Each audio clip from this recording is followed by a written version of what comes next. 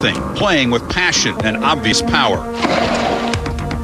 They share so much, a homeland, a love for the sport at which they both excel. But what they cannot share is what they each desire most: Grand Slam championships and the #1 ranking. They are both at stake today as they take the court together at the Australian Open.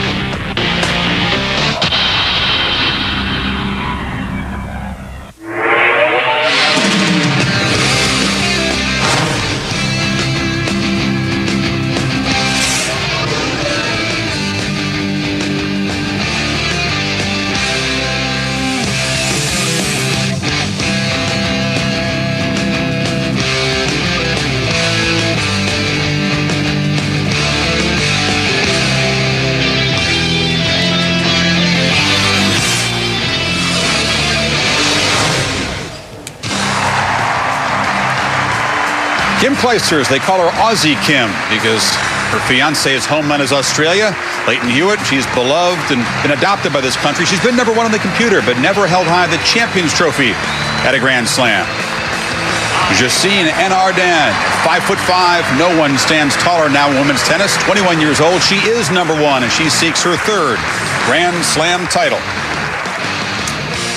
I'm Chris Fowler, and welcome live to Melbourne on Women's Championship Day. Matches like this, that's what the players dream of. It's why they put in the long hours of hard work.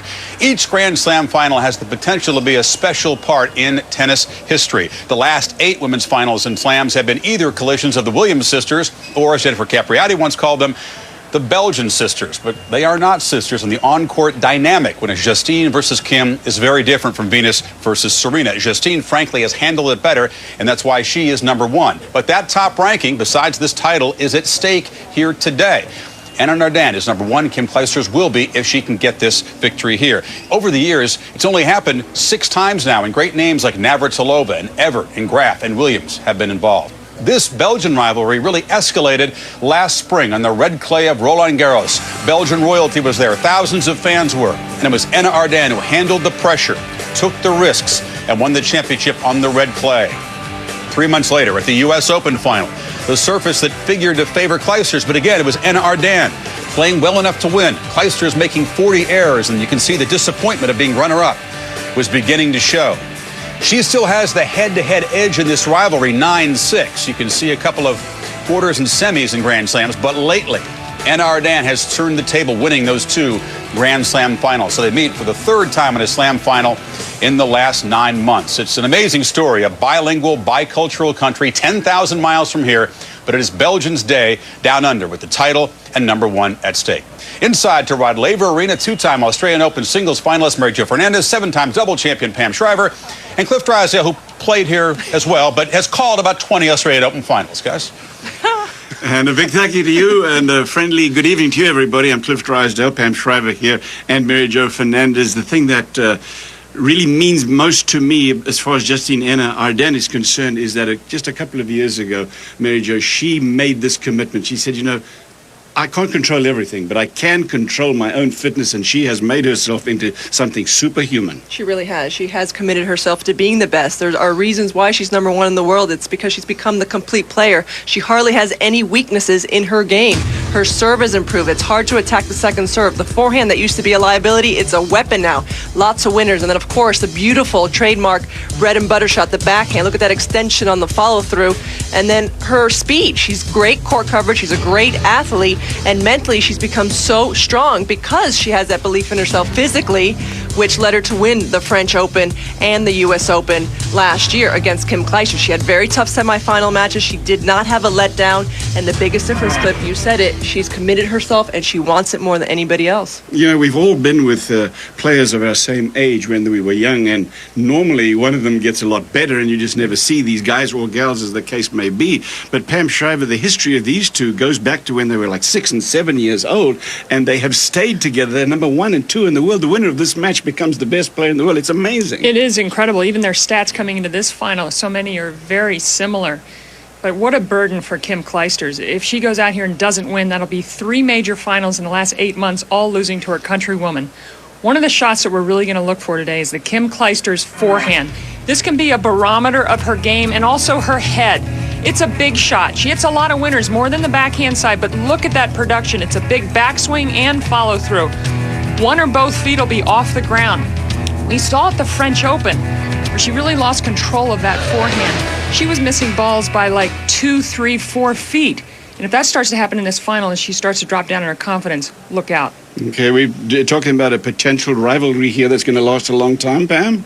Rivalries, you always think they're going to last longer than they are. The Williams sisters should be back soon. And remember, these two relatively, really very young, Mary Jo, so these are matches that we might as well get used to. This is a huge one that we've seen in the last year. Oh, it's going to be a rivalry for years. Of course, we're wishing that the Williams sisters are coming back. Venus was here. She was upset by Lisa Raymond, but the Belgian sisters have been the consistent factors on the tour. So this is the championship match. Two players from the small country, just 10 million people, of Belgium. One comes from the Flemish side of Belgium, Clijsters. The other one from the French side, Justine Henin-Ardenne. Their third meeting in a slam final. First ball, best of 3 sets. We're live, Melbourne Park.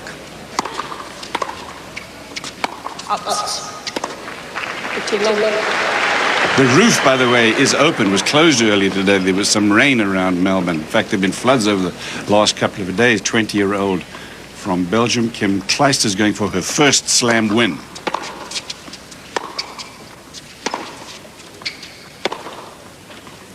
There's one of those forehands, first one that sails way wide. Incredible number of matches won in 2003 at 92. Both these two in the finals played an awful lot of tennis in 2003, and Kim Clijsters has started the year with a bit of an injury on her left foot that's been worrying her for a couple of weeks now.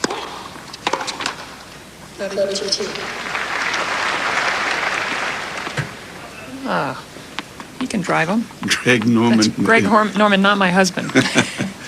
He can drive him too, Pam. And is that Leighton Hewitt there next to Greg?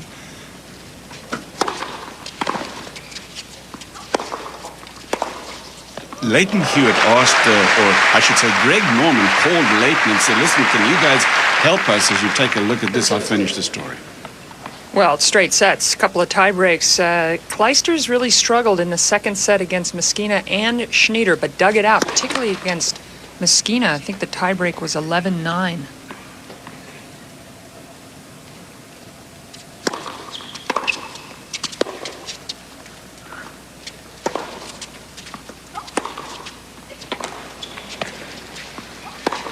There's a huge golf event that's about to happen next weekend here in Australia. Well, it's the same time as the Davis Cup schedule, and the network that's covering it, and I think it's Channel 9, 7, I understand. Anyway, they're covering the tennis over the golf, and so Greg Norman called Leighton Hewitt and said, listen, can you rearrange things slightly? Anyway, it's not going to happen, and the golfers are mad.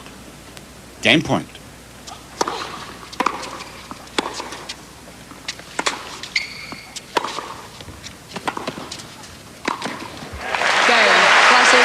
First game to Aussie Kim. Mel Washington courtside. Well, Cliff, the conditions down here courtside are pretty nice. It's a little cloudy. They opened the roof just about 30 minutes ago. They're not going to close the roof just because of the threat of rain.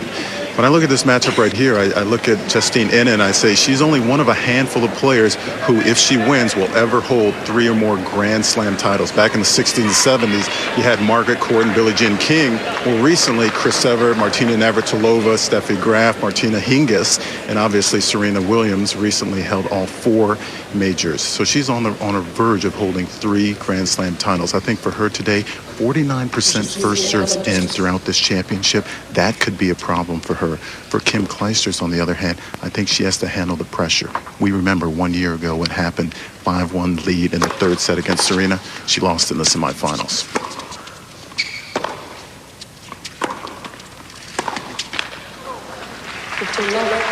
Be a heck of an achievement. 2 under her belt already. This would be a third. And only Wimbledon would elude her. First time in the finals for either player this championship.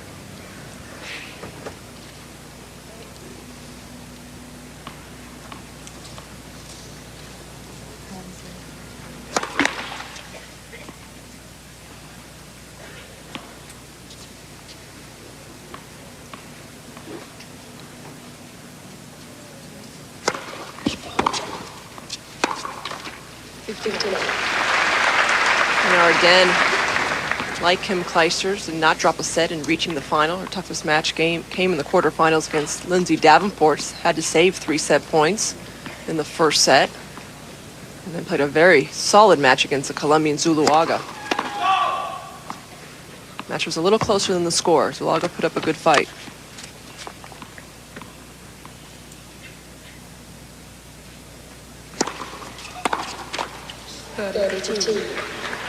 This is the 8th major championship in a row that has come down to a confrontation between either the Williams sisters or, as Jennifer Capriati called them, the Belgian sisters. And what a doozy that last one without either one. It was Hingis against Capriati on this court. Capriati fighting off 4 championship points. On a very hot day, which we haven't seen throughout this championship. Last year they closed the roof because of the heat. Earlier today it looked like they were going to close the roof because of rain.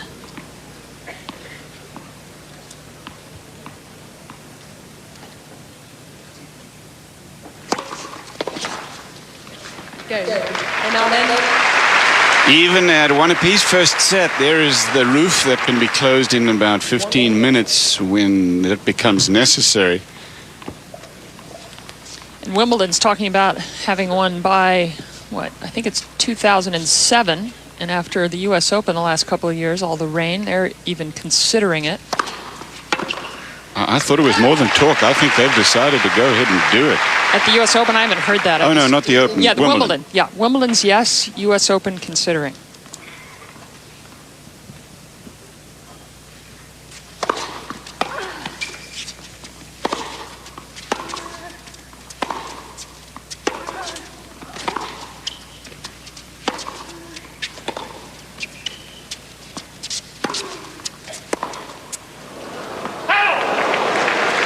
A mishit there on the attempt to pass Anna Arden at the net. I watched Kim Clijsters warm up for this final, and she was practicing her forehand quite a bit. Was running around her backhand, trying to really be aggressive with it. And she strung her racket for this finals just a little bit tighter than the rest of the tournament. A little more control. Yep.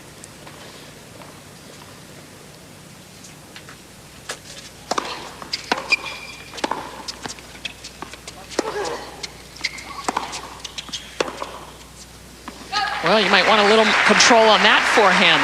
Both players got fresh rackets this morning. Anna Arden's tension's 57 pounds, 95 square inches to her racket, and 66 pounds. That's very tight, but 5 more square inches, so that means you have to string it a little bit tighter.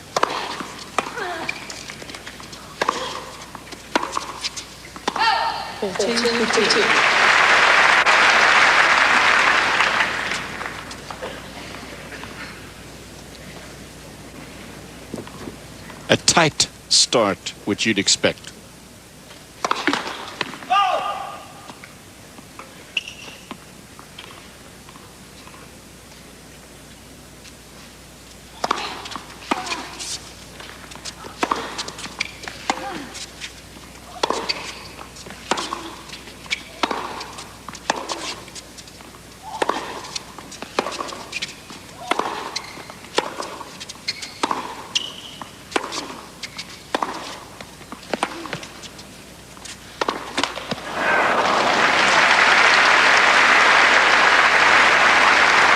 It is 1:41 on a Saturday afternoon down under in Melbourne, Southern Hemisphere, summertime. Summertime, but the mildest Australian Open since I've been coming down here since '79.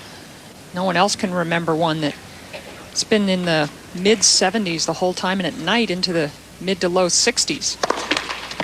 Yeah, the weatherman said it's been 18 years since it's been this cool in January. Game point and a double fault. Players haven't First. complained. They've enjoyed the cooler weather. Clijsters served 27 double faults to only 6 aces coming into this championship match.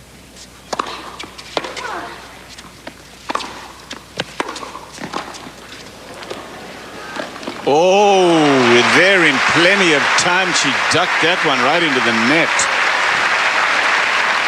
Looked like that whole line was wide open. See, what would you do at home? Ball almost got a little too low on her. She probably would have been better off going to this chip, to the slice. And again, down that line, keep it in front of you. Classes. Exclusive presentation of the 2004 Australian Open, brought to you by Pacific Life, offering insurance, annuities, and investments. And Porsche. Who won Clijsters? This is Anna Ardern, who holds 2 Slam titles, French Championships, and the US Open. She's trying to make it number 3. Clijsters still to get on the Grand Slam board. And Anna Ardern's been to a Wimbledon final. That was her first major final, just 2 weeks after Clijsters got to her first major final, which was the French. They lost them both.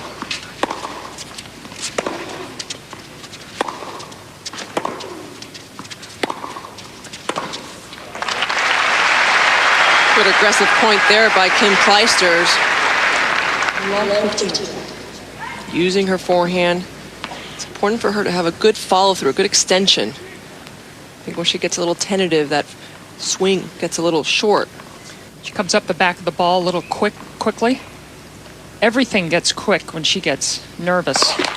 Some people, when they get nervous, they actually slow down, and other people speed up. And try and keep the same tempo throughout.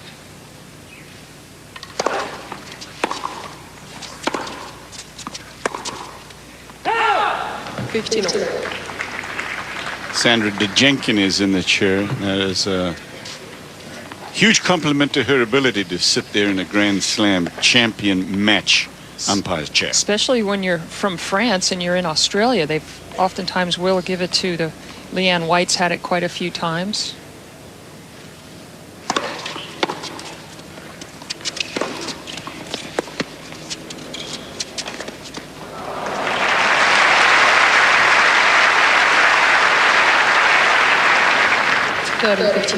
Top spin lob, not deep enough.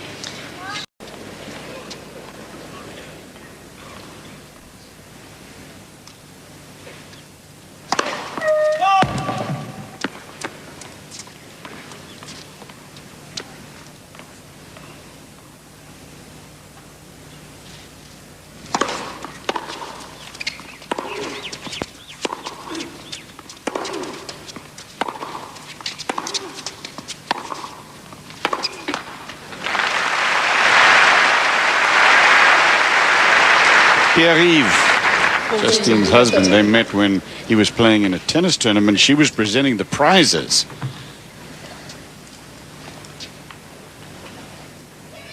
Now married, and she talks about how happy she is to be married. Estranged from the rest of her family. Her mother died when she was 13.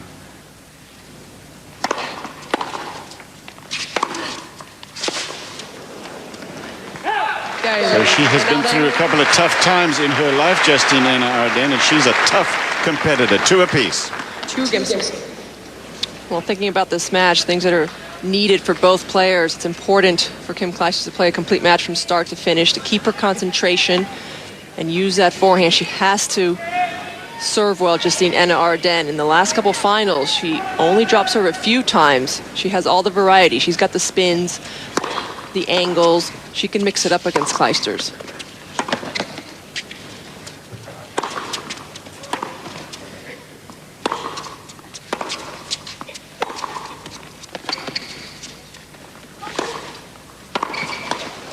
Oh.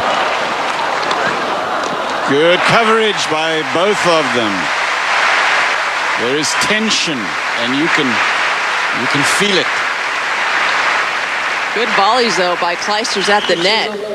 Had a lunge for that backhand, held her ground, and knocks off this one cross court. We've seen Clijsters in the past have good starts and then all of a sudden have a string of unforced errors in her game. In her semifinal match against Schneider, that was the case. For a set and a half, she was phenomenal. And then she has a lapse where she starts spraying balls left and right. So that's what you mean by play a complete match. Needs to be steady throughout. And if you're going to have a little lapse, it's got to be very brief. I'm going to disagree with you on the first serve importance percentage-wise for Anna Ardenne. She actually served 48% and 51% when she won last year at the French and U.S. Open, and she hasn't served over 50% during this championships. What I think is awesome about Anna Ardenne is she's gone ahead and stepped up the second serve, and she's gambling more. She's serving quite a few doubles, but she's winning some free points. So I don't think that first serve percentage is as crucial for Anna Ardenne.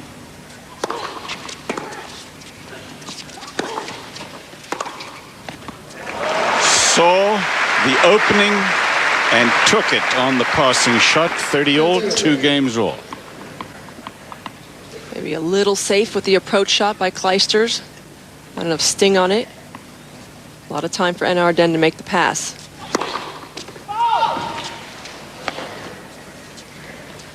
Little hesitation there on that call, but it goes against the server. Oh, Got the outside edge. That's 2 bad calls Clijsters had, and both could have been costly the first one. This one may be very costly. She was up 30-love in this game. Now 3 straight points, including a bad call that would have been an ace.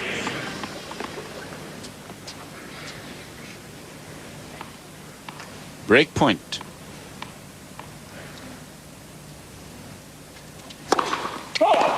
It's the first break point of the match.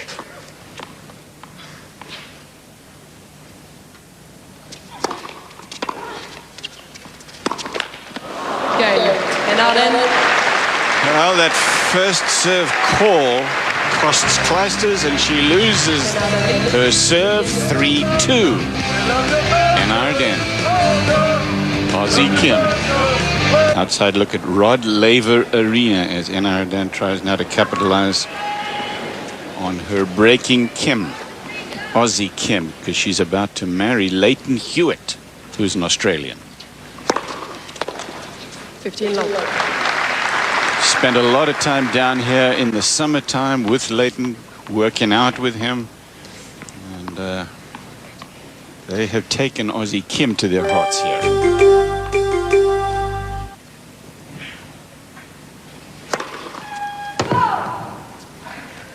It's going to be as much FaceTime as Georgia's had since she played James Bond in the movie back in '69.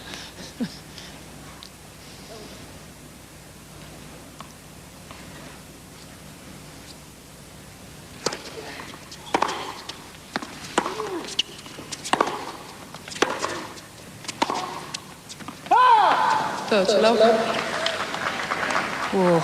Kim's mom, she's had to sit through some tough matches, and you have to wonder if already a couple things gone wrong with some calls, down a break.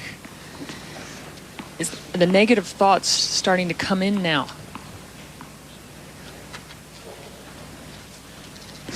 Kim's mom, an international gymnast,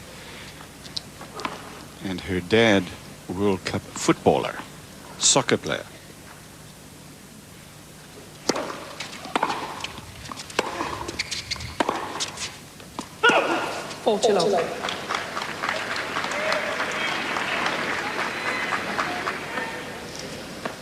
Looking subdued. Kim Clijsters and Anna Ardenne. She's been so even during this last 12 months under pressure situations.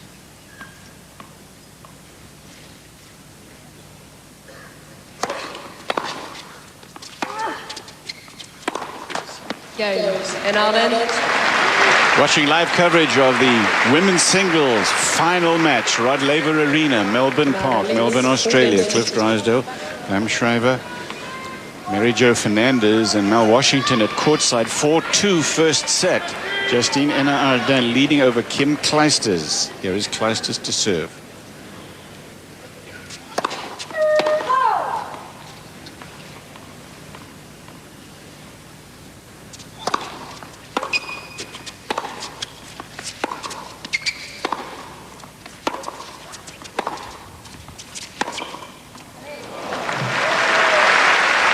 Well, now Mary Jo can possibly disagree with me on my keys to the match. We talked about the forehand commitment and belief for Kim Clijsters throughout the shots. We saw some forehands into the court, and she didn't have that commitment. Anna Ardenne, she's playing an all-court game that's won her 2 majors so far, and continue that high-quality serving, particularly that second serve. She's won 3 of 5 points on that second serve.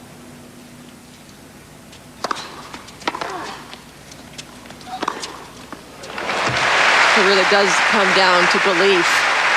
And it's always so much tougher when you're playing someone from your own country. They have so much history.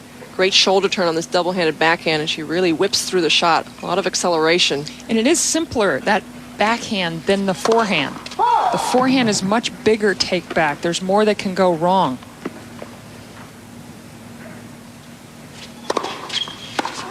Kleister's hero growing up was Steffi Graf.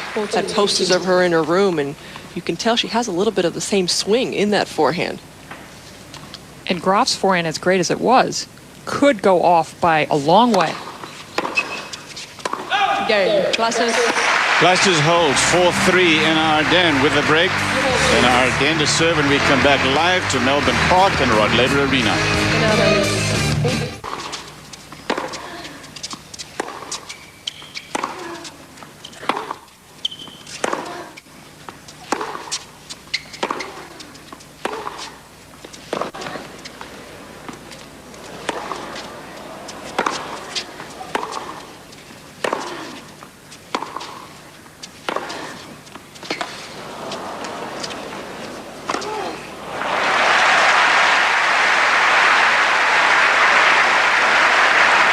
That is some point.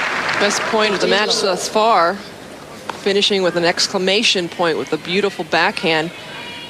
Hitting it on the rise. Look at that extreme grip. Throws her whole body into it. Kleisters had a moment in that rally as we see Yvonne Goolagong, one of the great female players along with Margaret Court. Kleisters had a chance to move in and take a volley in midair. And Anna Ardennes was way out of court. She didn't do it, let the ball bounce, and things got back to neutral. That's what Anna Ardennes takes advantage of that situation better.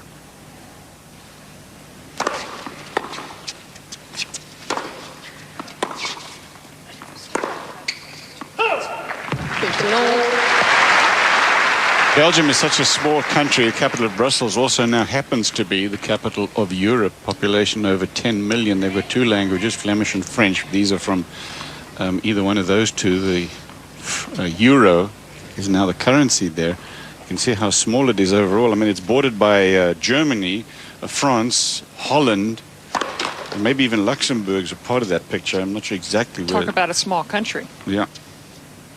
About the same size as my home state, Maryland.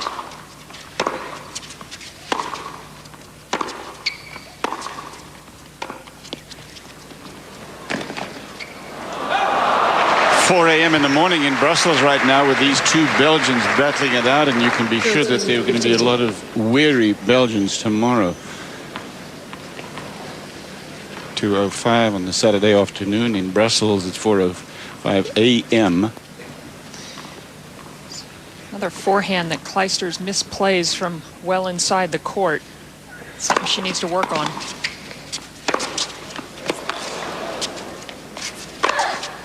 Oof. Threw that overhead right into Kim. She had a good look at it. Sign of confidence, though, to see her take this second ball out of the air. It was deep in the court, and she swings, volleys it with a lot of topspin. See, that's taking the ball in the air. That's what I was saying Kleisters didn't do a couple of points ago on that long point. Anna Ardennes will.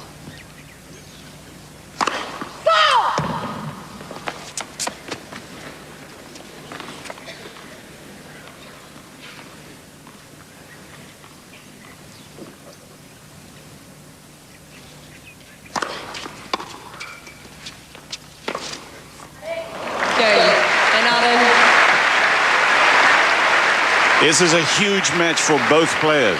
Here is Kim on her strategy for the match.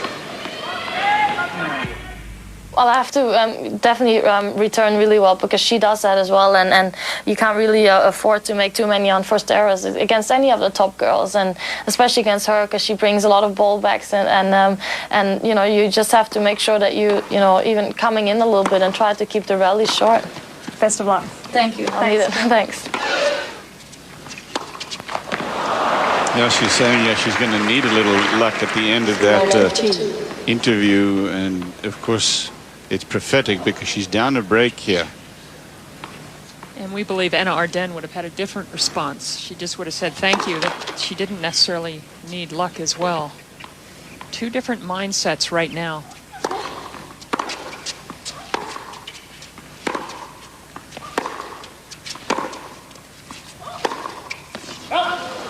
Long sessions.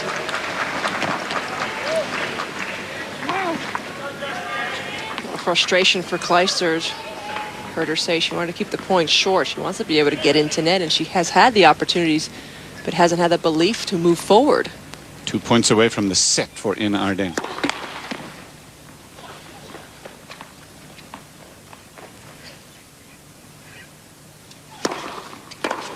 Oh. And now set points.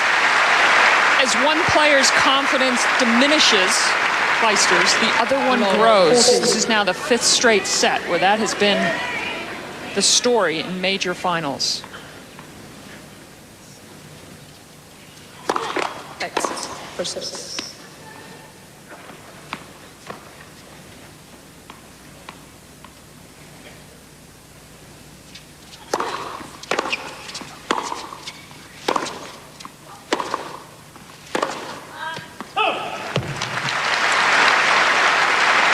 Even though she missed that forehand, the intentions have been there for Ina Arden.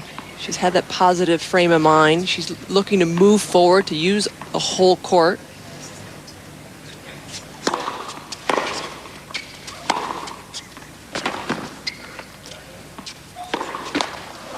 Set goes to Ina Arden, trying to win her 3rd slam. Go to Chris Fowler on the ESPN Oz Open studio. Chris? Patrick McEnroe joins me. 7 straight sets in Slam finals lost now by Clijsters. #1 ranking at stake inside. It was at stake last night when Roger Federer dissected Juan Carlos Ferrero 4-1 and 4 in an hour and a half. Well, it took him the first set to do the probing. He did the probing part early against Juan Carlos Ferrero, the French Open champ, and then Roger Federer was just awesome again, and he just continues to pick up steam. Roger Federer serving beautifully. So many winners. He claims that world #1 ranking with that win over Juan Carlos Ferrero, and that's exactly what Roger talked about after the match.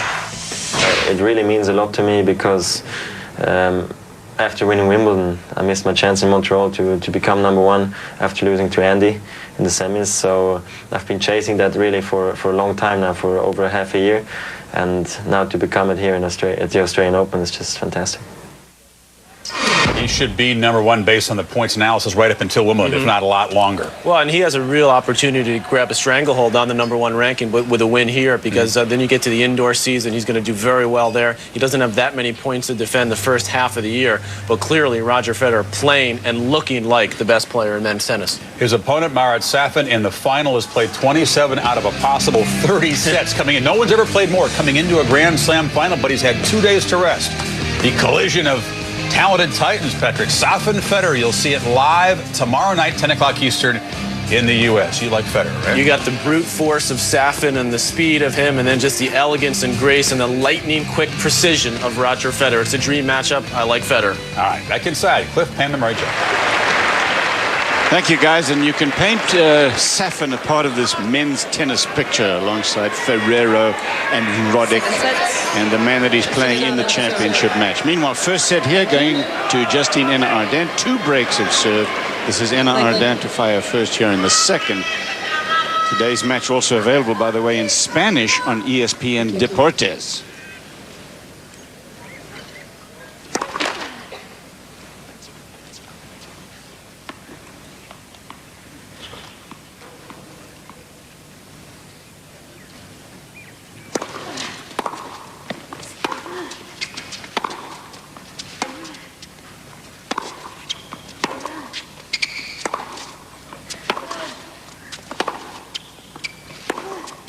Wow, another great start of a service game for Ina Arden. I mean, her service profile is beautiful. Again, serving below 50% first serves in. She hasn't lost a point on her first serve. She's 10 for 10, and she's only lost 4 total points.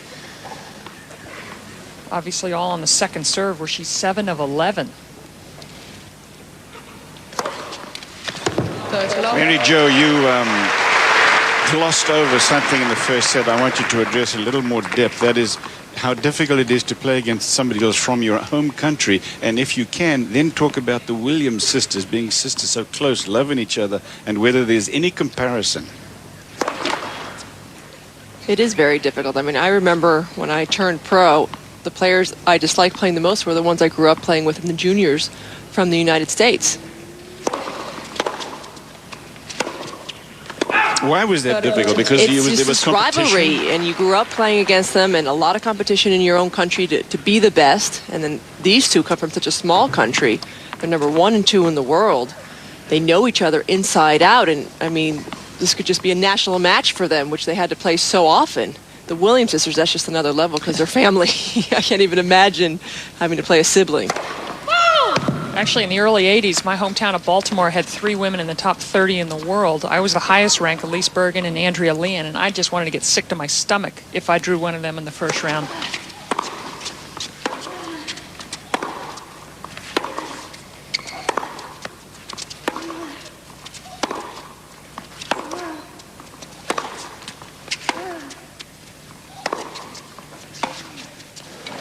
Why, Pam? Well, because again, what Mary Jo said, I grew up with them. Elise Bergen and I were 3 months apart, and it's just a friendship and a rivalry and something you just don't want to give an inch to, somebody that you've known that long. So that's the same thing that these two are feeling right now. But Anna Ardenne, besides that poor shot selection, has had the upper hand in these huge matches. Clijsters did beat her the last time, though. 30-all. I really thought that last win for Clijsters in the final of Filderstadt right after the U.S. Open was going to help her coming into this match, give her a little bit more confidence.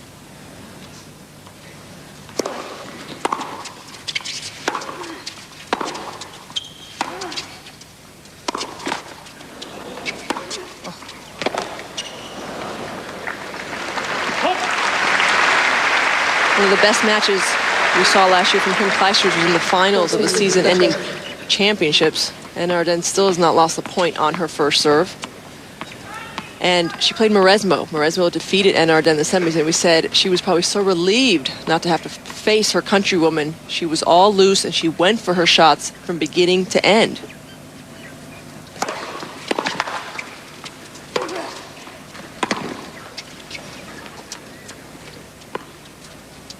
Oh. Too tough. First game, second set. Anna Ardenne, first set, 2 breaks. She won it 6-3 over Kim Clijsters. Had some great rivalries in women's tennis. Nothing better in tennis ever than Evert and Navratilova. They played like 80 times, and Navratilova in Grand Slams had the edge, 14-8. But Chrissy won some amazing matches, particularly at the French Open late in their career. Graf and Celis, that rivalry was cut short, and that's one of tennis's most unfortunate things. Of course, the Williams sisters, and even Hingis and Davenport. They played the U.S. Open final in '98. They also played the Australian Open final here in 2000. Cut short by the idiot in Germany who stabbed Celis, walked onto the court. Just it's a time everybody would rather forget that he achieved what he wanted to do, which was get Steffi Graf back up to #1. By the way, perfect start for Anna Ardenne after a very solid first set. She is now comfortable in this environment. She's confident and comfortable. What a difference from Clijsters. 15 love. Clijsters 0-1 in the second set, and she's down a set.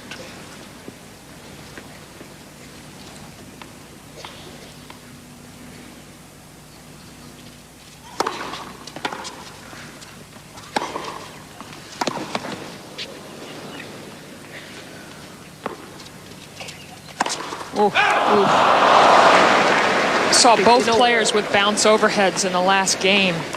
And that's a shot where you really need to feel confident. Anna Ardenne just buried hers. The footwork was so much better for Anna Ardenne, really set up nicely behind the ball.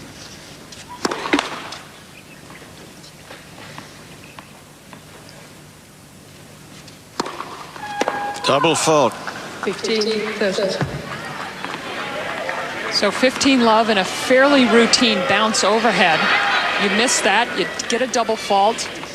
First game, the momentum is right now 100% with Anna Ardenne. Clijsters needs to be very careful here. 30. Needs more first serves. Are you too old enough to remember when Yvonne Goolagong used to talk about going on walkabout in the middle of a match? I'm old enough. She may be too young, but I'm certainly old enough. I played Yvonne Goolagong. You don't want to have to go through that right here.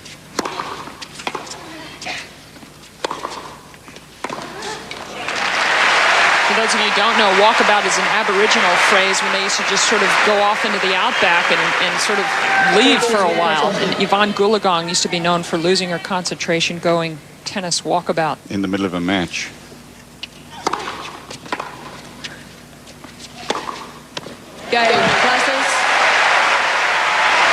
Clijsters holds. Now. Hey, Chris, it's pretty good atmosphere down here right now. When every time Kim Clijsters wins a big point or wins a game, the crowd is definitely more animated than when Justine wins a game. But taking a look at the first set stats, two big differences. The 14 unforced errors from Kim Clijsters, along with only 3 winners. I think those are two statistics that are going to have to reverse themselves. She's not playing bad tennis, in my opinion, but she's not getting enough free points, either on her serve or during the points. A lot of times in matches, when you find yourself making a few more errors, you also count on your opponent maybe making a few errors. That's not the case. Justine Henin right now just playing a much more solid match. Kim Clijsters just has to flat out start playing better tennis. Thanks, Malin. A good point. 15-love in this game.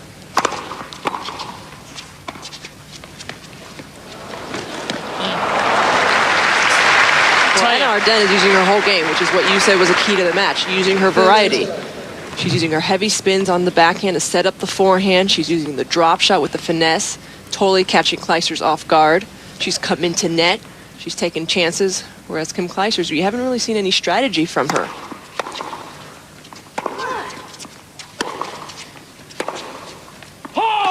And what I find interesting is the confidence that Anna Ardenne has, even when she hits those specialty shots, those shots that you might just hit 2-3 times in a match, like the bounce overhead or the drop shot.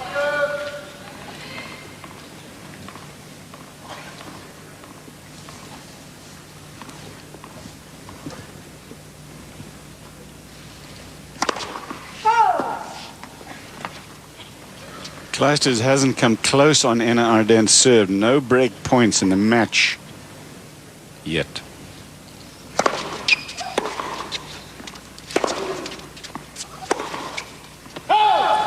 It's been a messy match for Kim Clijsters. Well, only 4 winners. I mean, she's staying close to Anna Ardenne on unforced errors. 17 for Clijsters, 15 for Anna Ardenne, but Anna Ardenne has about the same number of winners as unforced. Look at that differential, minus 13.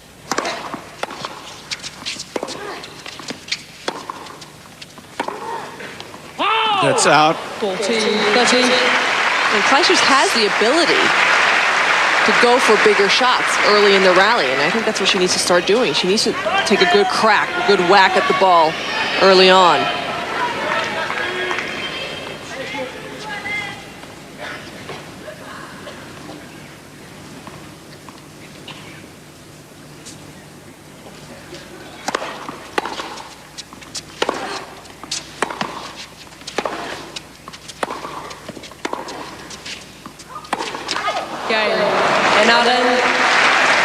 And Ardenne is in front. No breaks in the second set. Where she made a move in the first, though. She got 2 breaks in the first over Kim Clijsters. This is the championship match at stake. Number 1 in the world. Places in the rest of the world, and you wonder about how friendly the welcome is going to be. Let me tell you that in Australia, it will be the friendliest welcome that you'll get from any country anywhere. 15 low. That is for sure. Carlos Rodriguez, longtime coach now of Anna Ardenne. Boy, what a partnership these two have. And it's really a partnership with Pierre-Yves, also Justine's husband. They've been together a long time.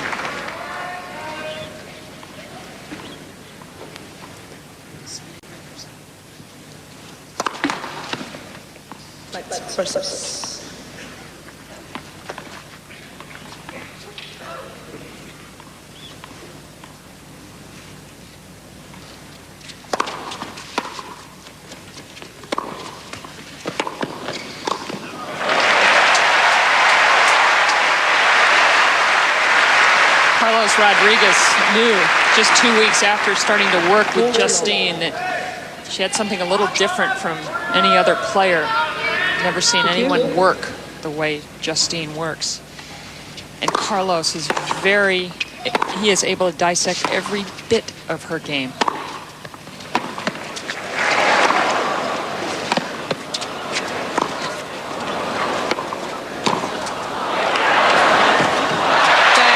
Nice point, one of the best of the match. Clijsters holds, it's 2 apiece.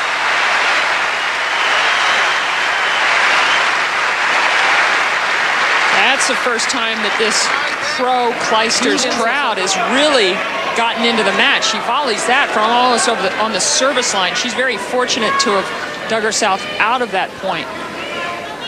Oh, she needs to stay close with Anna Ardenne right here, and hopefully the crowd will inspire Kim Clijsters. Clijsters also showed some positive emotion after that. She's been very subdued, like her other finals last year against Anna Ardenne. Why is Clijsters not able to make any impression on Anna Ardenne's serve?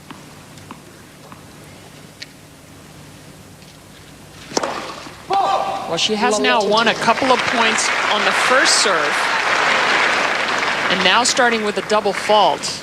It's just that first set. I think she was mixing it up well. She was aggressive with the second serve.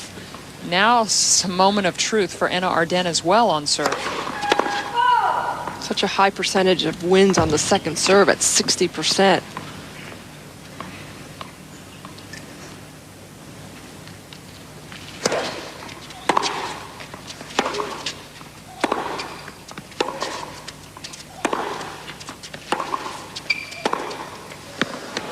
Got it. Love 30. First real look on Anna Ardenne's serve. Had no break chances yet. I think this was a bit of a miss hit, and Anna Ardenne stopped running. I think she thought it was sailing out. But a momentum shift for Kim Clijsters.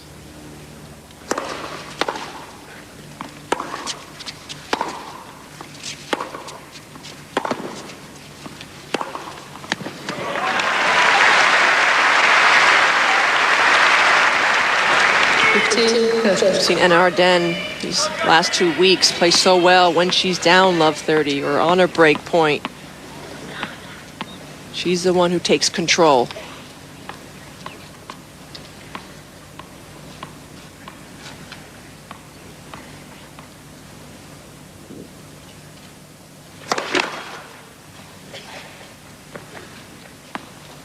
Clijsters is yet to have a break point.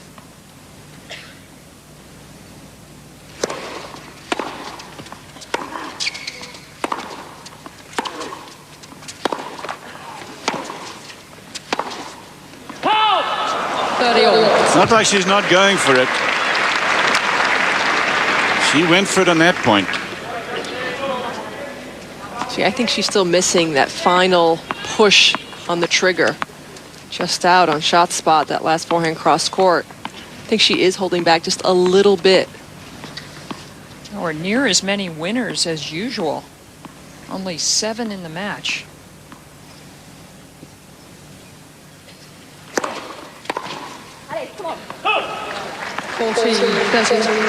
Hi, come on, she's speaking in English here for the benefit of the Australians. It's usually allez.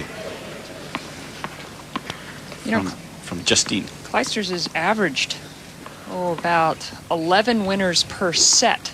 Well, she hasn't even hit double figures yet in this match. Still at 7.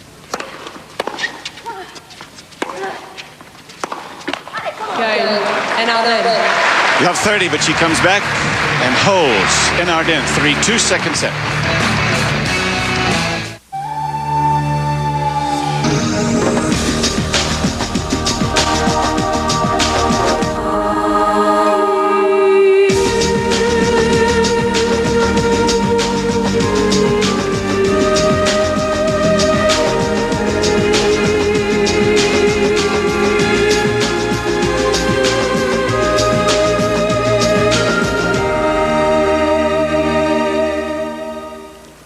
That moment of ecstasy when the winner hoists the trophy. 15 love Clijsters. She's serving here a 2-3 second set. First set in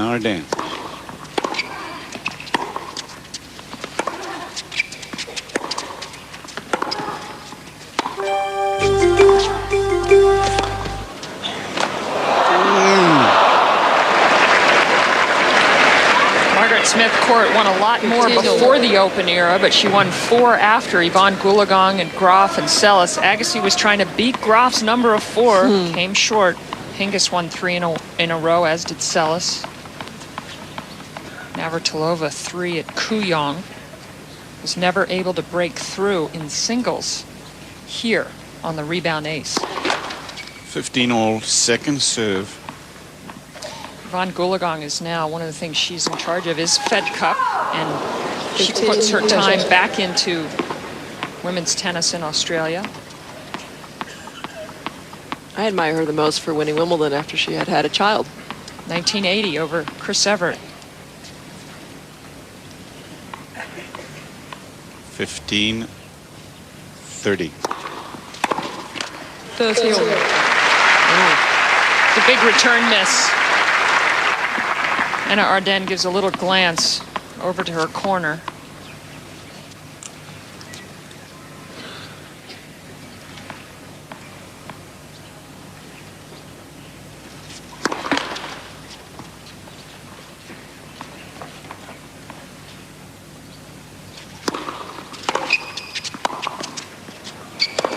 Ooh, great serve return. Had to come up with a half volley, Clijsters, and then that backhand that she enjoys so much. Anna Ardenne missing that one, and Clijsters got a game point.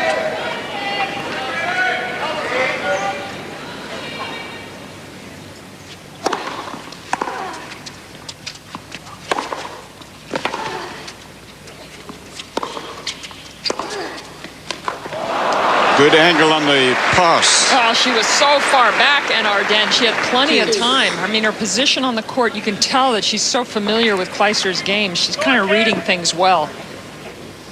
Clijsters likes to take that approach back cross court. He starts, I think, hitting a few up the line, keeping the ball in front of her.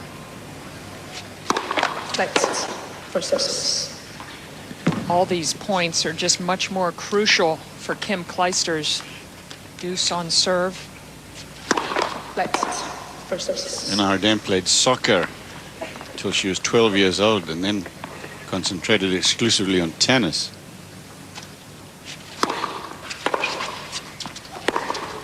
But she says that her sporting spirit goes back to the ping pong battles that she used to enjoy with her brothers and sister. This is a break point now for her in the second set. They would have break Clijsters twice in the first set. She hasn't been broken in Ardenne.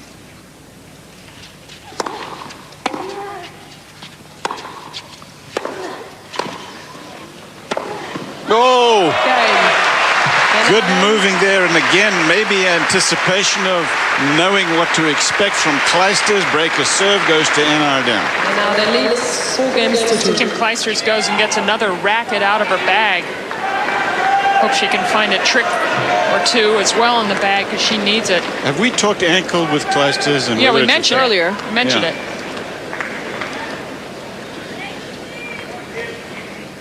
Pierre-Yves enjoying the passing shot from his wife. He's smelling 3 out of 4 majors.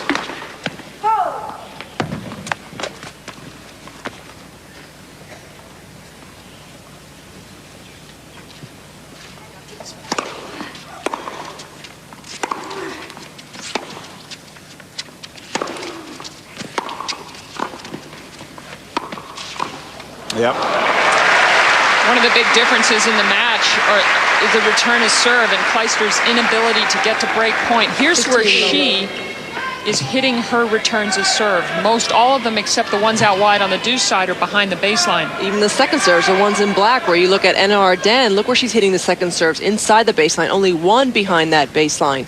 And that looked like it was a jammer, and she just didn't have time to move in. Much different mentality. 15-all. But I do believe Anna Ardenne's pace on the second serve, we talked about it during the tournament, is greater than all of her opponents right now. She's really going after the second serve.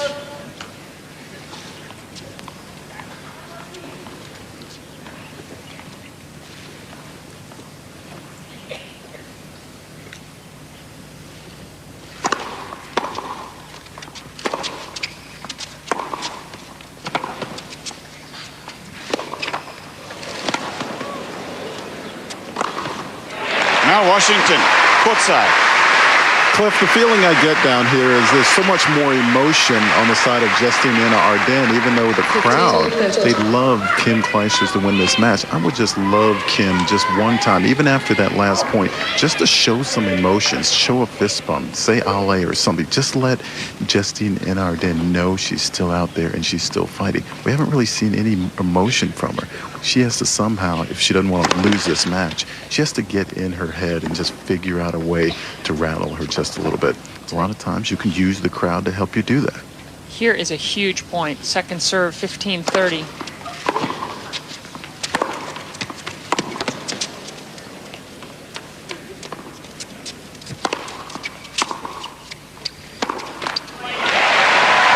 There's a fist pump.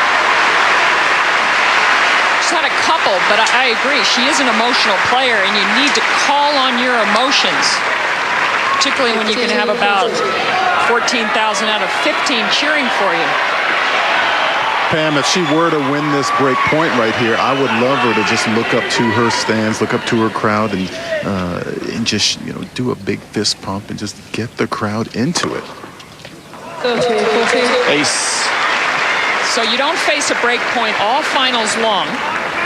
And what do? You serve an ace, half on the line and half outside the line. How good is that? The second ace of the day.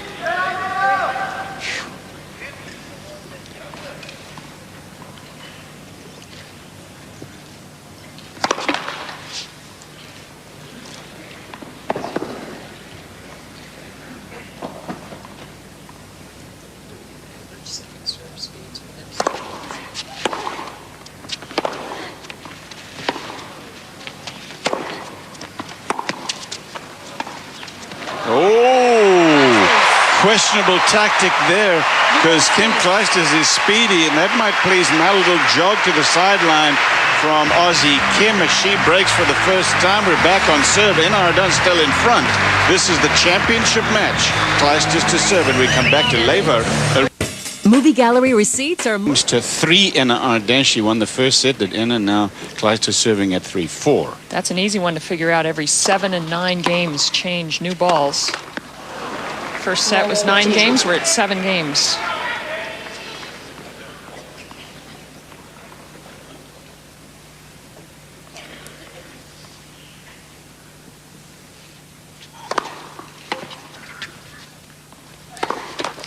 One of the reasons why the emotion of Clijsters hasn't been there is because she hasn't been able to sustain any momentum for any period of time. Well, she grabbed it there in the last 2 games, but now look.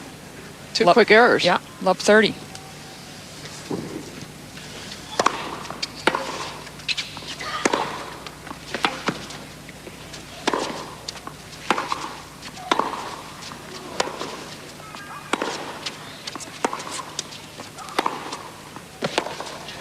While you hail Carlos Rodriguez, by the way, as your coach, for Henin-Ardenne, you have got to also give kudos to Pat Etcheberry, who she went to 2 years ago, about then, and he has got her into spectacular physical shape. Which has given her so much confidence mentally to know that she can hang in there in these tough, long matches and against bigger opponents, stronger opponents.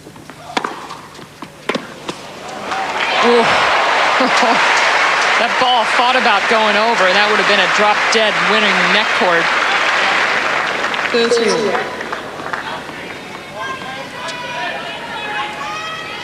He knows these are huge points.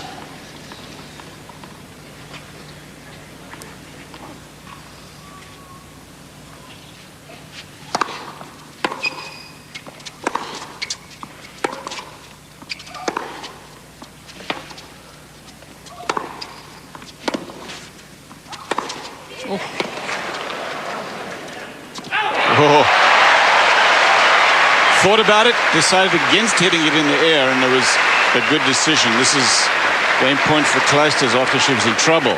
Those are the biggest forehands of the match for Kim Clijsters to set up this error. She was in the air hitting it. 3 very good points to get back to 40-30 on serve.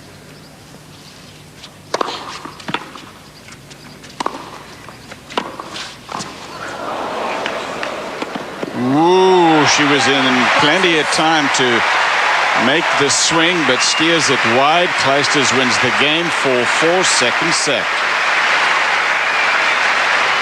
Have a look at the Kia match summary at 4-all in the second set, and a match that is still just poised here, particularly if Clijsters can continue her good play. Not as many winners as Anna Ardenne. The first serve points won, 83%, 67% on for Clijsters. That's a big difference. Break points won, 3 of 4. Both are converting.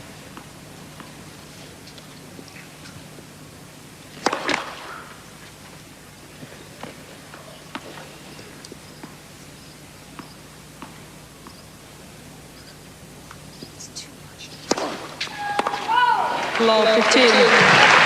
Anna Ardenne in the early days was called a choker. I thought it was a little unfair, but she did blow an opportunity against Lindsay Davenport in '99 at the French Championships. Well, let's talk about 2001 French Championship, Mary Jo. It's the first time these two played at a Grand Slam in the semis, and Anna Ardenne was up a set and 4-2 points for 5-2 and lost the match.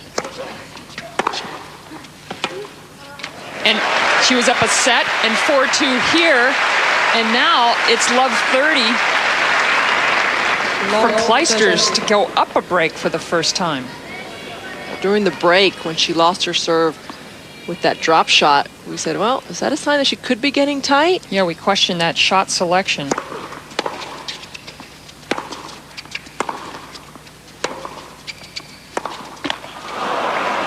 And so you're only sharing it with us now because you wanted to make sure that she was getting tight first. Well, we haven't seen her get tight in the last 12 months, so.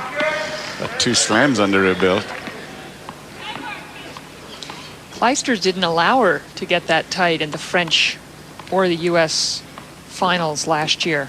Now Clijsters giving enough resistance, she can get tight.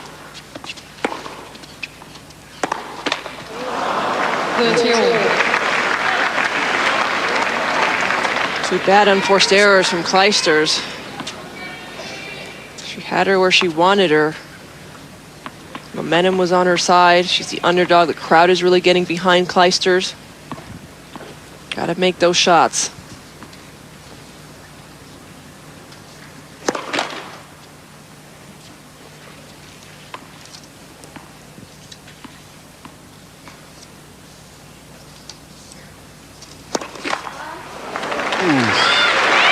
Now, suddenly double faults from Anna Ardenne. Only 3 in the match.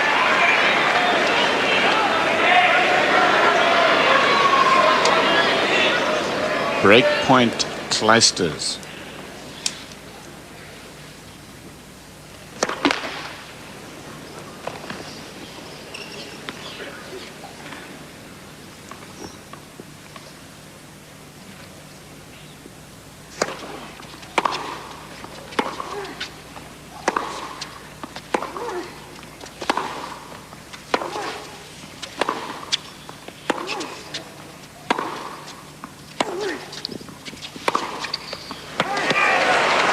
That goes long, and the service is broken. Kim Clijsters now, after being down 4-2, will serve for the set when we come back.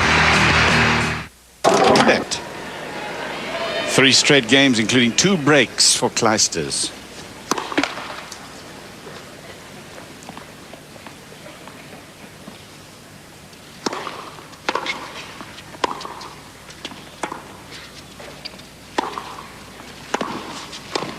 Oh, so Mal, have you enjoyed watching Kim get a little jacked up now? Well, that's the emotion that I was looking for, the fist pump. She looks up to her camp, getting support from them, and that was the biggest reaction that we've had from the crowd thus far. And then that little volley there, another little fist pump. That's the reaction I've been looking for from Kim Clijsters. Let your opponent know that you're not going anywhere, that you're going to put up a dog fight. Or a cat fight in this case. There's another option there we won't go to.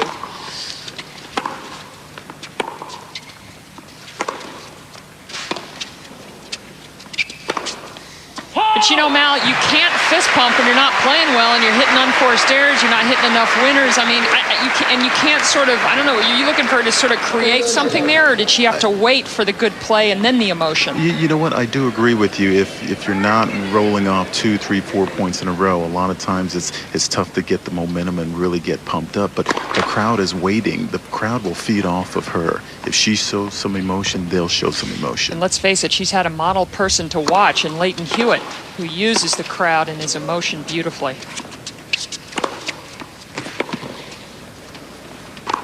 That is a good point from Anna Arden, who's 2 points away from losing the second set. 30-15. Aggressive forehand by Anna Arden, who was in total control of this match a few games ago. But set in 4-2. Clijsters trying to win her 4th straight.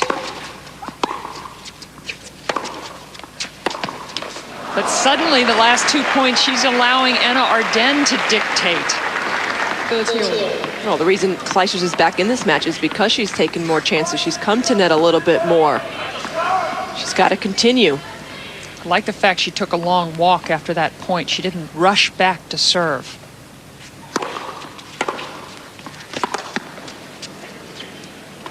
That's long, and now 3 in a row gives Anna Arden break point.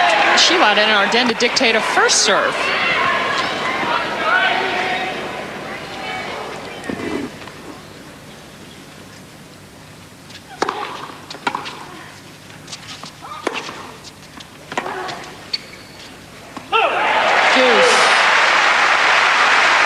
Shades of that Roger Federer forehand from Clijsters.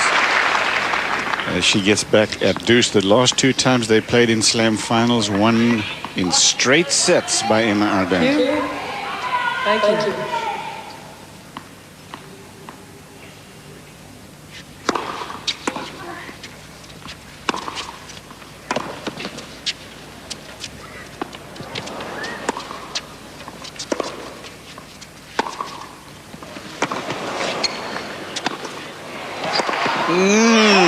That was aggressive, coming in and hitting that bolo forehand to give her a set point. Aggressive twice in that rally, Kim Clijsters. Clijsters.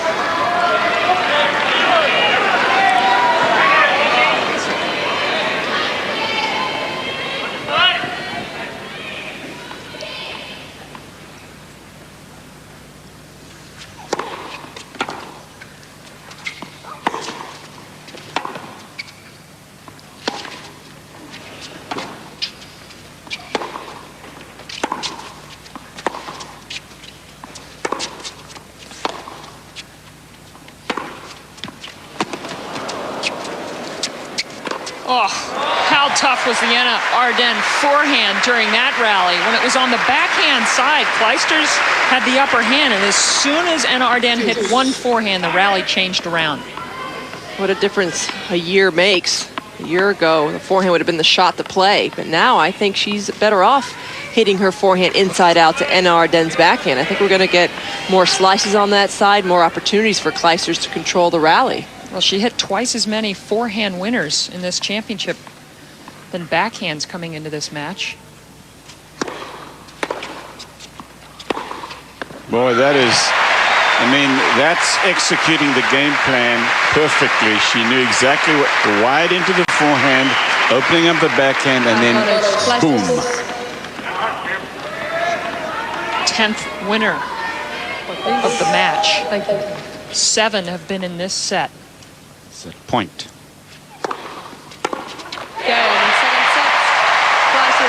Well, who'd have believed that, as Leighton Hewitt and Mother Clijsters enjoy this turn of events from 4-2. Clijsters has won 4 straight games. This World Championship match will be decided in the 3rd.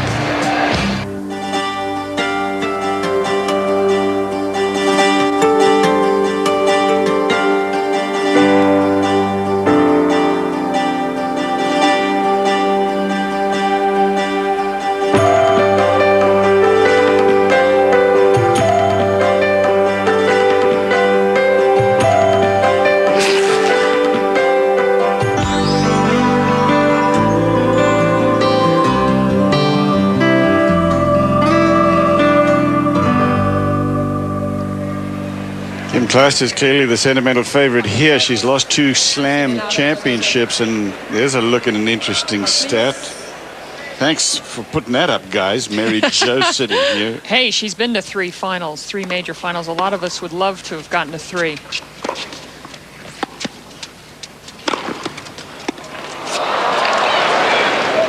But if you're Kim Clijsters, you want to think about Chris Evert. I mean, she lost the first 3, went on to win 18. Novotná was the only other one that lost her first 3 and won even 1. So this set for Kim Clijsters could be career-altering. A lot of people in her camp feel that if she doesn't win this match, she may never win a major, may never beat Anna Ardenne in a big match again. So talk about pressure in a set. We have it. Winner of this match will be number 1 in the world.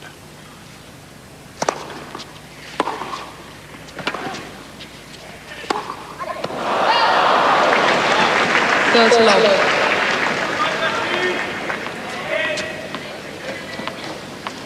Anna Ardenne had served perfectly until a set in 4-2. Since then, she's dropped serve twice. Struggled with first serve.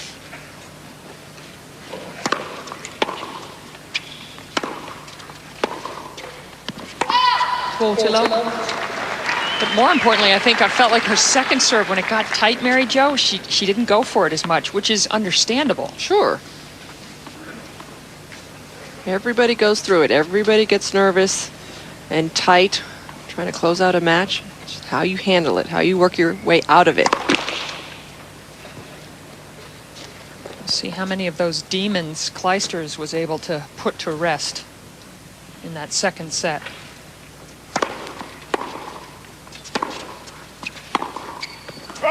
Okay. And now then. Here's Kim Clijsters talking about the rivalry that she has with Anna Ardenne. Of course, there's rivalry when you're out on the court, and of course you're gonna, you both want to win that trophy, and you both want to try to get there, at the first. But on the other hand, we also have a very long history together as well, and it always amazes me when when I think back of when we were 8 and 9 and playing juniors and stuff, that we always had sort of similar kind of results and always went through a lot of the same situations. So yeah, that's what probably surprises me the most every time, is how 2 girls from Belgium, from such a small country, can come so far. 15-love Clijsters serving first game, third set, 30-love now to Kim. It is a tremendous story for both these players. Belgium has actually produced solid players before Kim and Justine. You had Sabine Appelmans and Van Roost, Els Callens, top 20 players.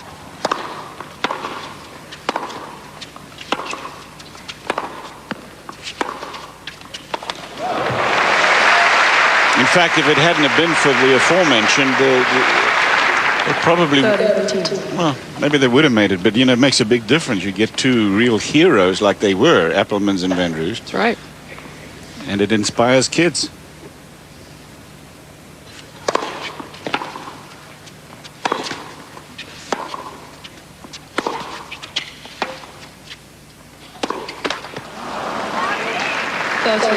Sometimes. Where are all the German kids that Boris Becker inspired? Hello. And Steffi Graf.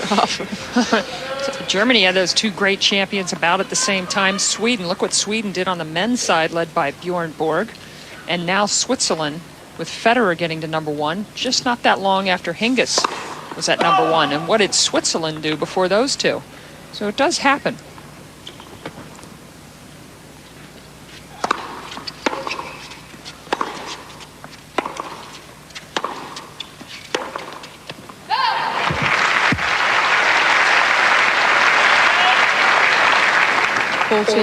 Kim Clijsters has to realize that it's not the same opponent as she was facing in the first set and a half. These unforced errors like this one on big points at 30 all weren't happening earlier in the match.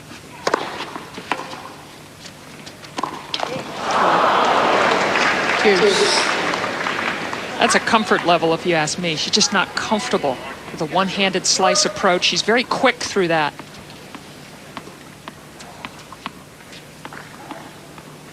taking a little extra time. We are used to seeing Clijsters rush through points. Well, Mark DeHoos, her coach, has been all over her to take her time, particularly in these crucial moments.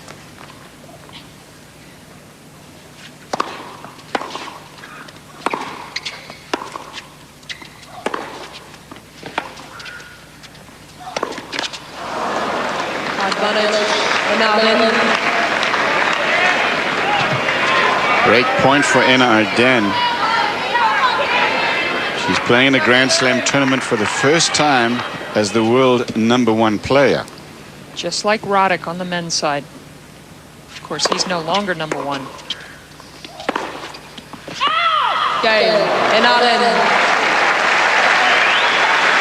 Break a serve for Anna Arden. 2 to her. The third. Oh. She's had a couple bad calls in this match going against Kim Clijsters. She had 2 in a row in back-to-back games in the 3rd and 4th game of the match that actually caused the first break. Sports Center coming up next after our live coverage here from down under Australia, the women's singles final with Justine Anna Arden taking on Kim Clijsters. A set apiece now. Anna Arden with the early break in the 3rd, and it's 15-love on her serve. Suddenly 5 straight points to Anna Arden.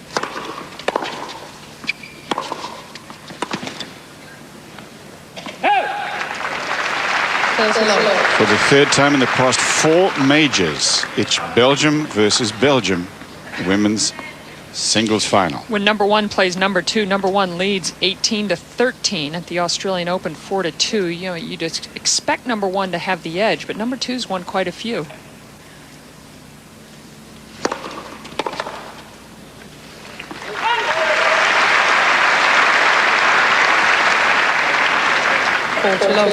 Boy, 7 straight now.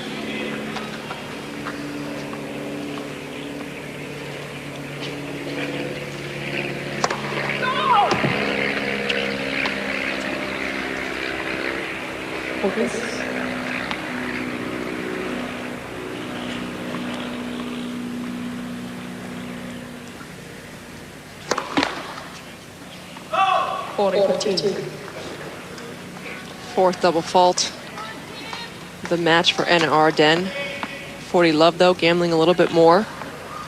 Not getting enough height though on that second serve.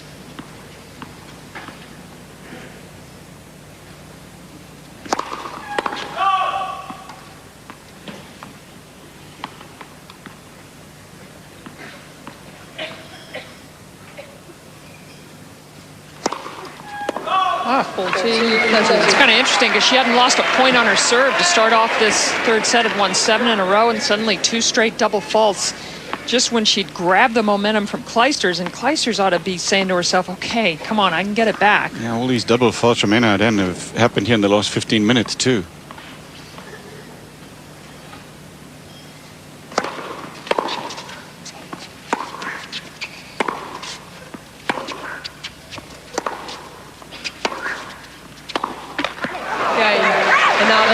Going for the big one, and Clijsters misses. Anna Arden, 3-love, 3rd set. Mr. President, we hear you bought 4 Grand Slam singles titles. SportsCenter immediately follows. Latest on the Kobe Bryant non-basketball injury. Updates from Houston on the Super Bowl and a conversation with John Elway. Back inside to Cliff, Pam, and Mary Jo. Thank you, and to Anna Arden and Kim Clijsters. 3 to Anna Arden. This is Clijsters.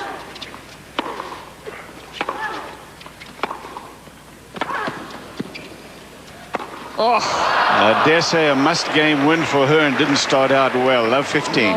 Just see if she doesn't pick up her tempo here. Look at her quick. She's just right to the line. I mean, now she's reverting back to the old tempo. She's trying to catch herself here.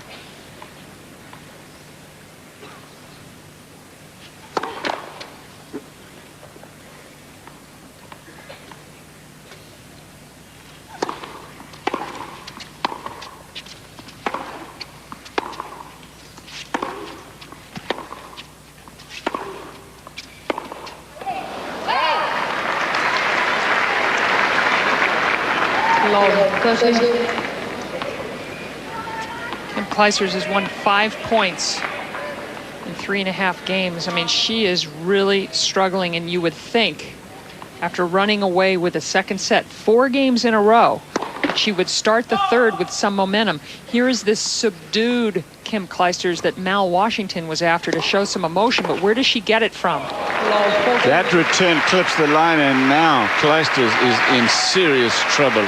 Love 40, down 3 games to love. And Arden picked up a game. Was Clijsters just gone away in the third? A little bit of both. The intensity just is right there for En Arden. Look at that return.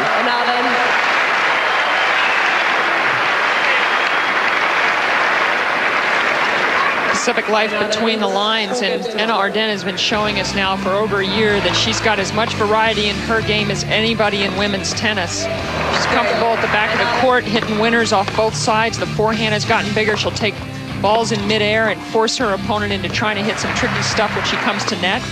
She's got every shot in the book, and she uses all her options. Beautiful drop shot, going away from her opponent.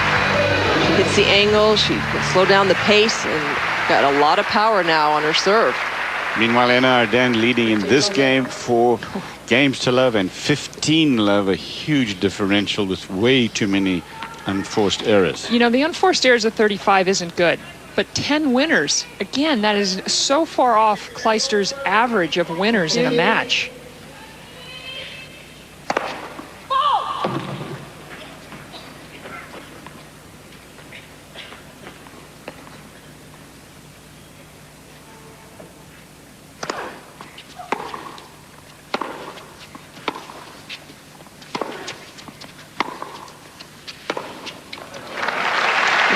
We talked about at the start the importance of Kim Clijsters' forehand in this match. Look at all the unforced errors, 15. Clijsters has only hit 2 winners, and off her forehand side coming into this match, she'd hit 70 winners in 6 matches. It's about 11 winners on that side per match. That's her weapon. That's the shot she likes to look for, to attack with, and part of it, I think, is that En Arden has anticipated correctly. She reads her forehand very well.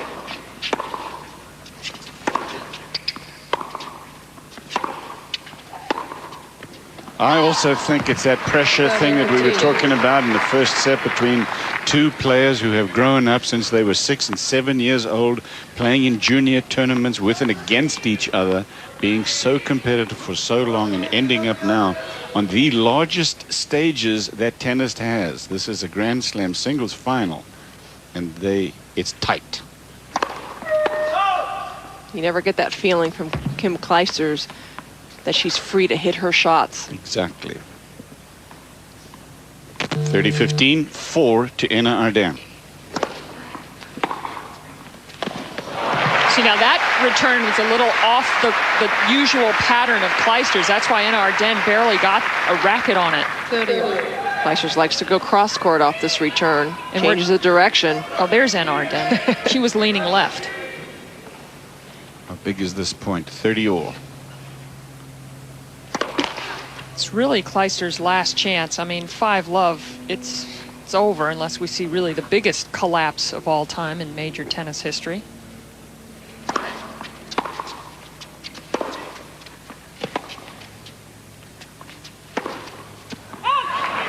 Chance here for Clijsters, break point.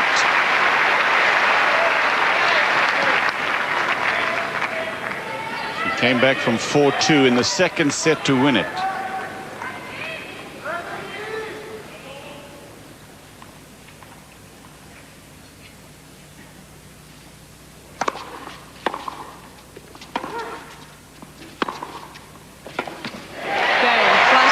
Clijsters gets 1 back. She's still a breaker serve down. She will serve to try to get to 4-2. There's a state where there's fun around every corner, where all cars are turbocharged, and there's a direct link between the right foot and a smile. Almost as agile as you, Cliffy, climbing up that tree. 4-1 in Arden.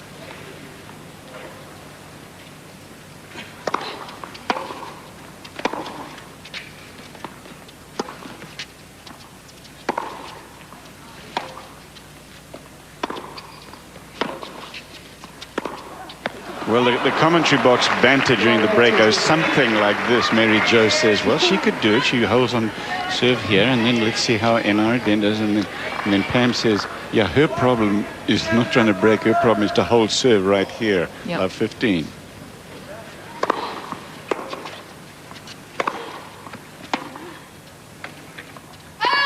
You start to think about it, though. If you're Anna Ardern, you have 4-2 in the second set, lose it, you're up 4-love, and it gets back to just one break. Could get tight.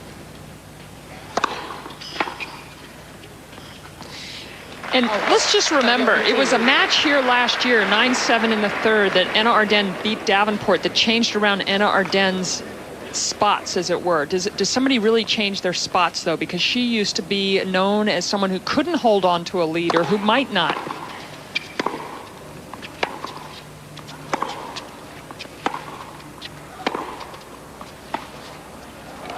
Yes, can you change? Darn right you can change. Think about the guys who won, and then their whole attitude changed and their belief in themselves. Yeah, but does it change permanently? That's what I'm saying. You're saying that down deep it's in there. Yeah. In other words, is it Leopard changed it? Do they really change their spots? There's some phrase that I'm trying to think of that might make it more apparent what I'm trying to say.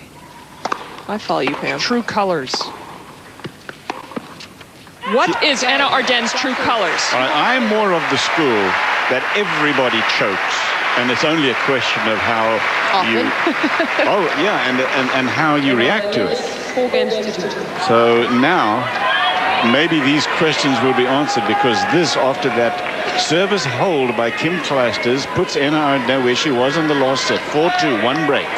And this service game will tell us a lot.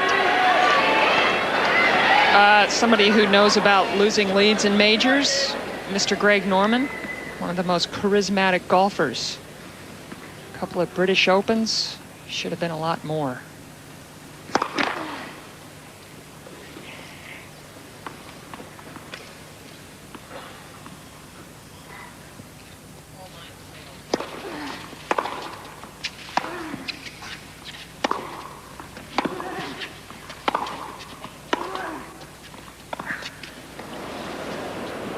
Oh, that's a good reply.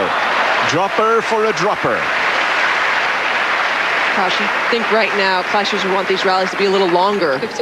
Give Anna Ardern more of a possibility of getting tight. Yeah, and I think when things are tense in a major, in a final like this, you really have to remember your game plan, remember what wins for you. You have to take your time between points like Anna Ardern is doing now, have a pretty good clarity of thought on how you want to start the point. Obviously there she was going for the big serve down the tee.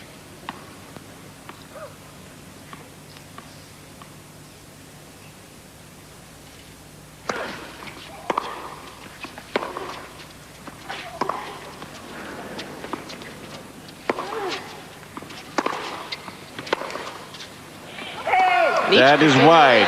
Each player plays different mind tricks with themselves. I remember I used to try to change the score in my head. If I had a lead, I said, well, you know what? It's even right now. I just have to, play it safe or play conservatively. So it varies from player to player.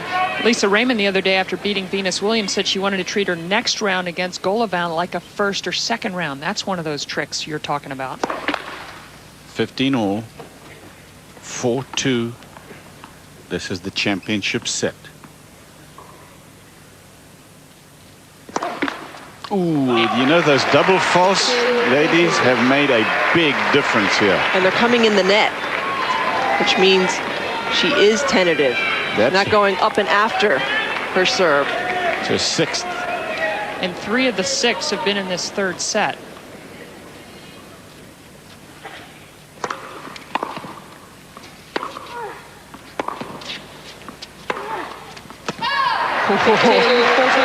Overplaying. And Kim Clijsters again is coming back in a set. This for 4-3 and to get back on serve. Set and 4-2 for Anna Ardern. In the third, a set at 4-love at a set all. 2-break lead about to evaporate.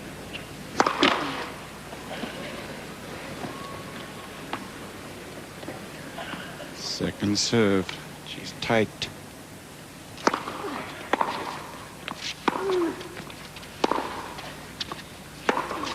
Oh.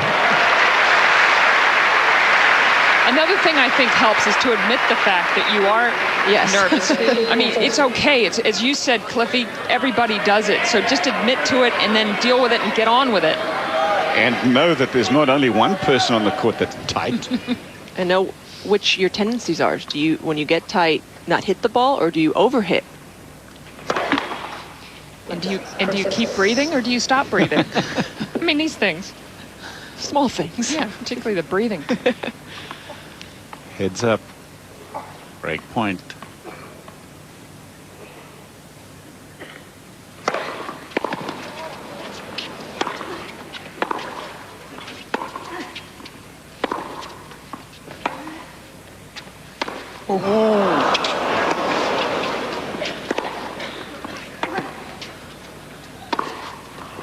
Oh, like 15,000 people. I thought that mishit was going to go long. It was just a knuckleball.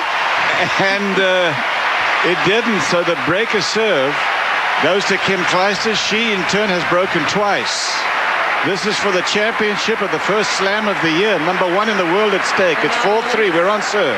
15 to Anna Arden. Kim Clijsters serving. Love 15. 3-4.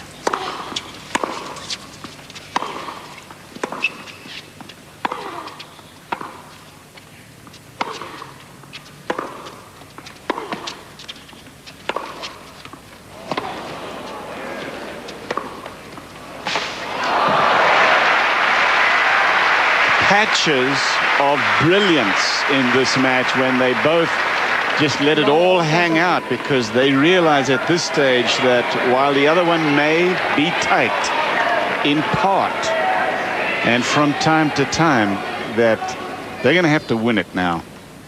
Love 30.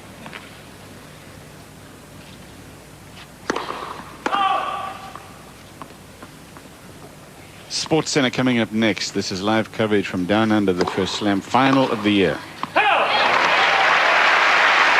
Kim Clijsters serving at 15-30, 3-4, championship set.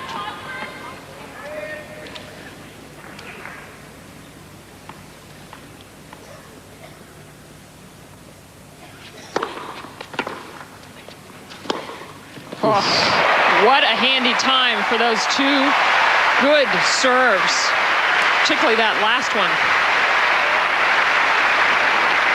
Putting up topspin on this approach shot. Keep it in the court.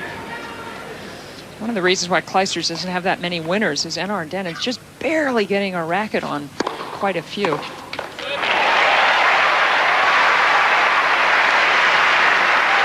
Or you breathe easier after a gift like that return from Anna Arden.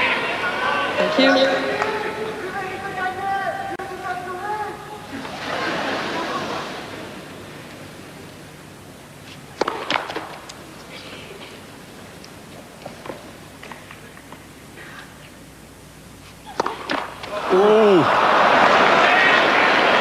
You know what? I don't know what idiot yelled out right before Kim was serving, but for the first time, this crowd, somebody in the crowd disrupted the flow of the points.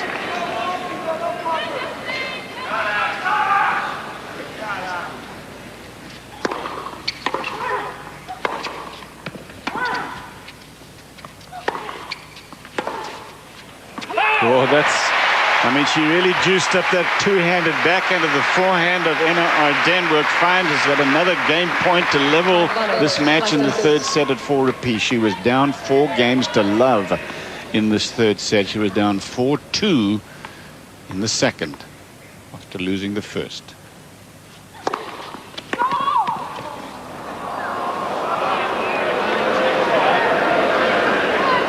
Oh, never seen Leighton look this nervous. Oh, that's 6 double faults apiece. 2 in this game for Clijsters, the only 2 of the set.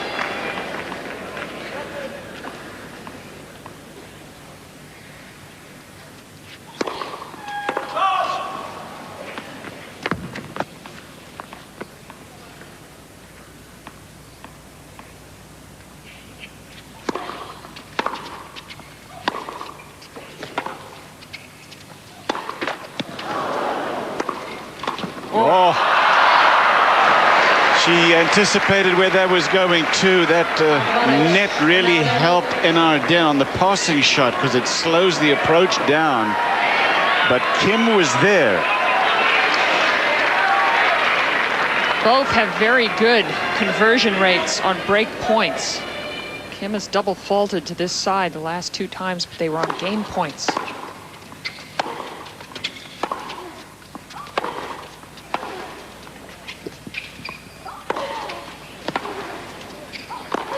She got it. No. It's a game. That's called long. It was overruled. Please let ShotSpot confirm the overrule. Wow.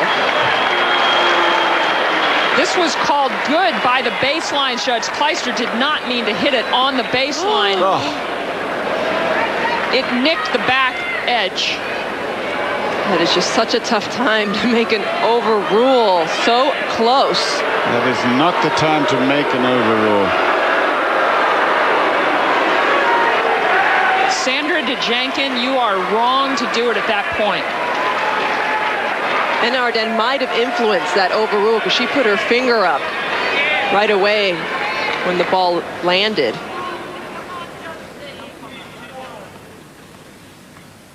Serving for the championship. 15 long.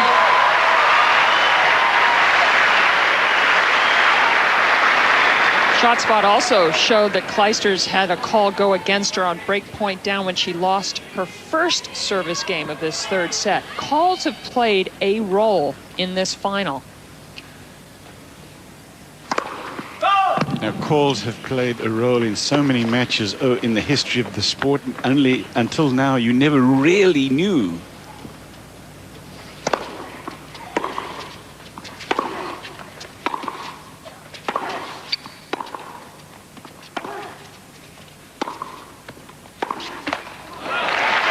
All.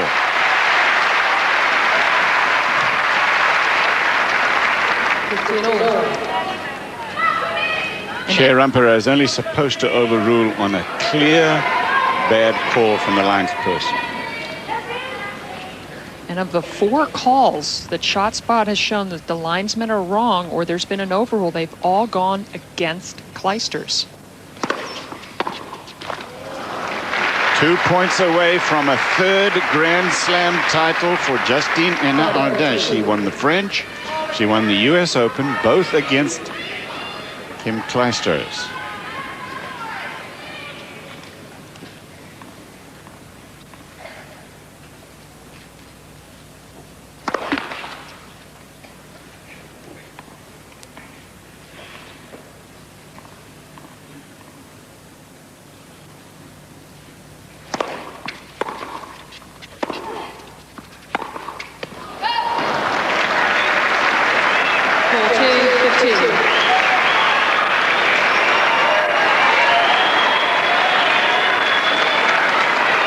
Championship point.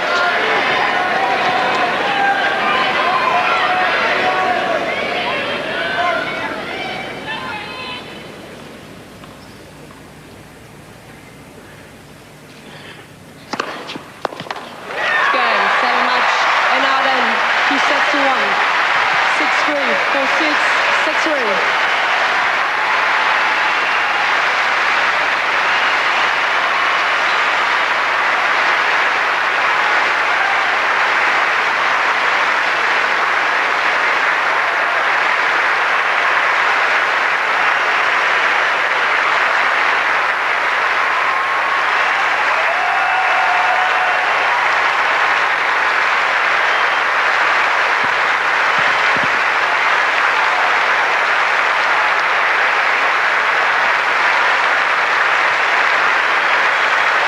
Kim Kleisters is only 20 years old, and yeah, this is going to be hugely disappointing for her. But remember how often they talked about Lendl and he was never going to be able to win one. McEnroe. but they did, and she will. You've got to believe. Well, let's go to the women's side. Navratilova was 21 before she won her first Wimbledon, her first major. And Chris Evert, as we saw, lost her first 3 majors, went on to win 18. These are the things, if you're Kim Clijsters, you have to remember. She can turn the tables here if she's strong enough to do it. She almost did it today, but Anna Ardern remains at number 1 in the world for a reason. She was able to play through her nerves even when she wasn't playing her best. She got her serves in at the right time, and a very emotional win for Anna Ardern. Yeah, that was as much emotion as we saw at the French Open and the U.S. Open put together for Anna Ardern, because she did battle her demons in this match. So we have a 3-time Slam winner. Only Wimbledon has eluded her. She's played the final there. How much difference will it make to Anna Ardern and to the women's tennis world when the Williams sisters return? Oh, there'll be a big influence once again. Pierre-Yves' reaction to his wife winning her 3rd Grand Slam title. And coach Carlos Rodriguez. Take your hat off, Carlos. You deserve it too.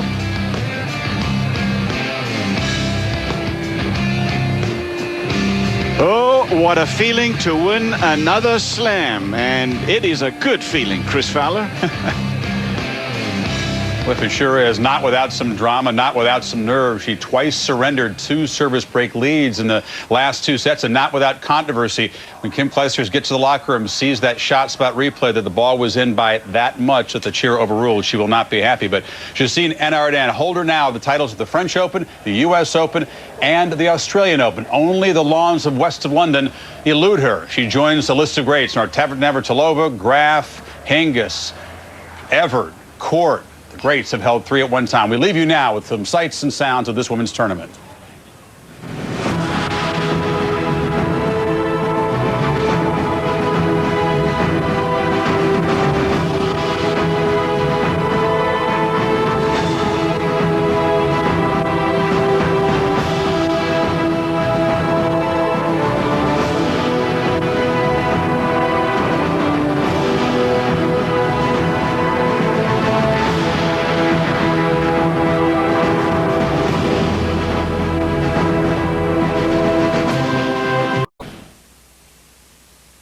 Coming on about 10 after the hour. Oh, Surrey! She gets it back to 4-3, but the last 2 games go to Anna Ardern, who is your champ, 6-3, 4-6, 6-3, her 3rd Grand Slam title.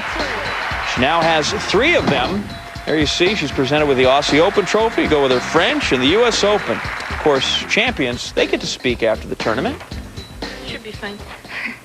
Thank you very much. I want to congratulate Kim for sure for a wonderful tournament. She played again. She wasn't sure that she could play, and she did, and she fought it a lot. So congratulations for this unbelievable tournament.